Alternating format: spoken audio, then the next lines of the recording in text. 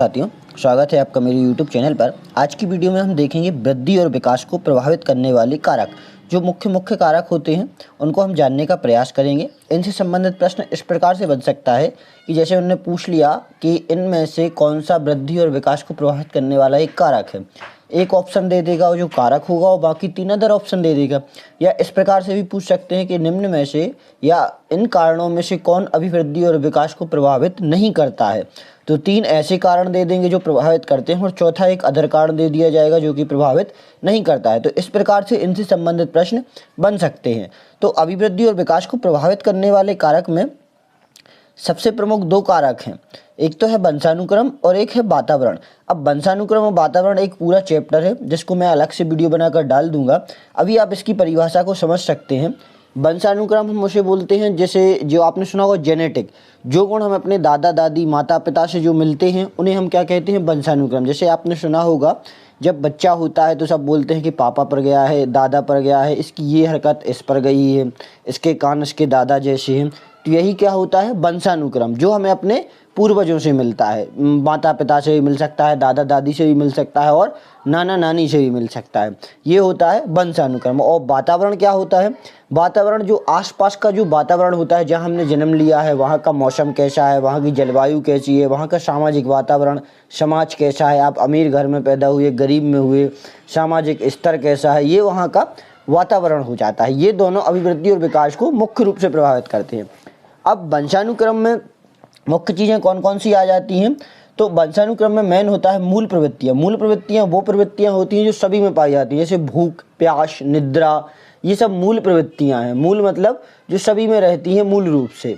तो ये कैसे अभिवृद्धि और विकास को प्रभावित करेंगी, तो जैसे कोई बच्चा है, यदि ये मूल प्रवृत्तियाँ उसमें सामान्य स्तर से हैं, जैसे भूख प्यास निद्रा आदि सब सामान्य स्तर से उसको हो रहे हैं, तो वह सामान्य रूप से विकसित करेगा। लेकिन इन चीज़ों में से किसी में उसको दिक्कत है तो उसके विकास में बाधा आएगी। जैसे उसको भूख कम लग रही तो वो कम खाएगा या कम कुछ आहार लेगा, जिससे उसको विकास होगा, जो शरीर कमज़ोर रहेगा।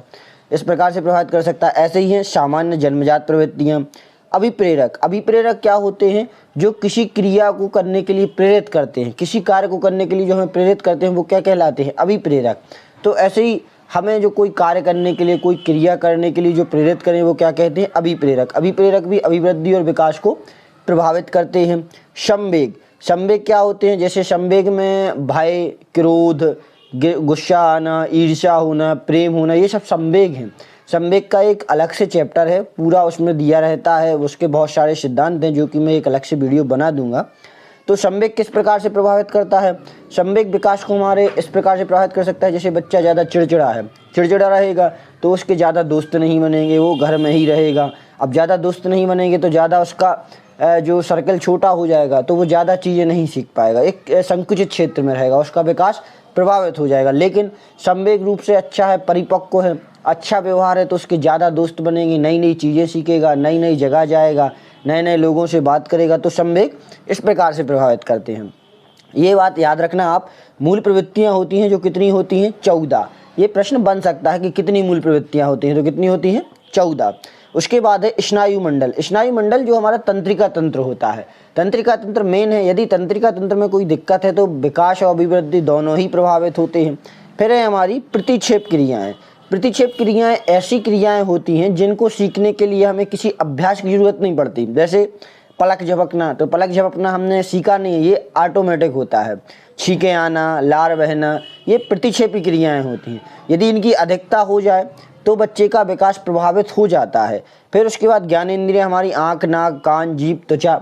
जैसे इनमें से आँख नहीं है किसी बच्चे की या कम सुनाई देता है तो उसका सुनाई कम देगा, तो मतलब वो उसका बहुत सारे विकास है, जैसे उसका भाषिक विकास हो गया और पढ़ना लिखना, इन सब में बाधा आएगी, ये विकास उसका अवरुद्ध होगा। मतलब एक कारक है जो उसके विकास को प्रभावित करता है। ऐसे ही कान हो गए, जीभ हो गई, त्वचा हो गई, तो ये ज्ञानेंद्रियाँ हो गई। स्वभाव, सबसे ज़्यादा अभिवृद्धि और विकास को प्रभावित करने वाला कारण होता है स्वभाव।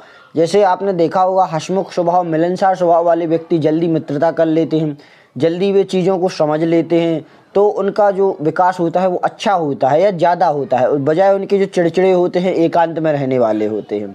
शारीरिक एवं मानसिक क्षमता, यदि शारीरिक रूप से आप हष्ट-पुष्ट हैं, आपको कोई दिक्कत नहीं है तो आपका विकास अच्छा होगा, लेकिन आपका कोई पैर टूट जाए या हाथ ना हो, विकलांग हो, तो आपका विकास थोड़ा अवरुद्ध हो जाएगा। ऐसे ही मानसिक क्षमता मतलब जिसका दिमाग जितना तेज होगा, बुद्धि जितनी तेज होगी, उसका विकास भी उतना ही तेज होगा, लेकिन जिसकी बुद्धि कमजोर होगी उसका विकास कम होता है।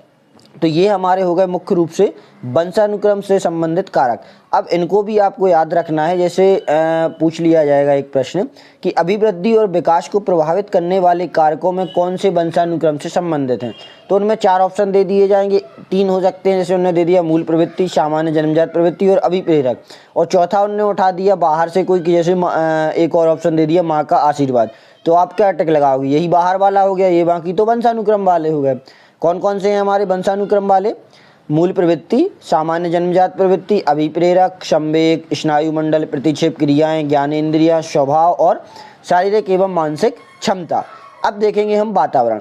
तो वातावरण मैंने आपको बताया है, आपके आसपास का वातावरण, जलवायु कैसी है, वहाँ का मौसम कैसा है, आसपास का समाज कैसा है, जो एरिया है वहाँ पे आप रह रहे हैं उसका स्तर कैसा है, अमीरी है, गरीबी है, आपके स्कूल का माहौल कैसा है, आपके आसपास के घरों का माहौल, पड़ोस का माहौल कैसा है, ये मुख्य रूप से प्रभावित करते हैं। ये कैसे प्रभावित कर सकते हैं, एक उदाहरण लीजिए। जैसे एक बच्चा है, वो काफ़ी पढ़ने में होशियार है, सब है, लेकिन उसका जन्म ऐसे इलाके में होता है, या तो उसके माता पिता बहुत गरीब हैं, या किसी आसपास गुंडागर्दी है, या ऐसी बस्ती में हो जाता है, तो उसका जो विकास होगा वो विपरीत दिशा में चला जाएगा, वो गलत चीज़ें सीख जाएगा, अच्छी चीज़ें नहीं सीख पाएगा। तो यही है, वातावरण हमारे विकास को इसी प्रकार से प्रभावित करता है। जैसा माहौल रहता है वैसे ही हम विकसित होते चले जाते हैं। जैसे आपने देखा होगा, हम इंग्लिश नहीं बोल पाते, हमें इंग्लिश बोलने में दिक्कत होती है, सीख नहीं पड़ती, लेकिन हिंदी हम ऑटोमेटिक बोलना सीख जाते हैं, क्योंकि हमारे आसपास सब लोग हिंदी बोलते हैं, और जैसा हमारे आसपास माहौल होता है हम वैसे अपने आप सीख जाते हैं। ऐसी विदेशों में वो अनपढ़ भी होंगे लेकिन अंग्रेजी बोल लेते हैं, क्योंकि वहाँ सब लोग इंग्लिश बोलते हैं। ये होता है वातावरण। वातावरण भी 2 प्रकार का होता है, आंतरिक वातावरण और बाह्य वातावरण। आंतरिक वातावरण मतलब जब आप गर्भ में होते हैं तो उसके माँ के अंदर गर्भ का जो वातावरण होता है, जैसे माँ का शारीरिक स्वास्थ्य, यदि माँ स्वस्थ है गर्भ के समय तो उसका बच्चा भी स्वस्थ होगा। यदि माँ में कोई दिक्कत है, या नशा वगैरह करती हैं, या कोई दिक्कत आ जाए, तो उससे क्या होता है, बच्चा प्रभावित होता है। ऐसे ही माँ का मानसिक स्वास्थ्य, यदि माँ गर्भ के समय माँ ज़्यादा चिंतित रहे, या किसी समस्या में आ जाए, बाधा में आ जाए, तो उसका प्रभाव किस पे पड़ता है, बच्चे पर पड़ता है। और बाह्य वातावरण में कौन सा होता है, भौतिक वातावरण।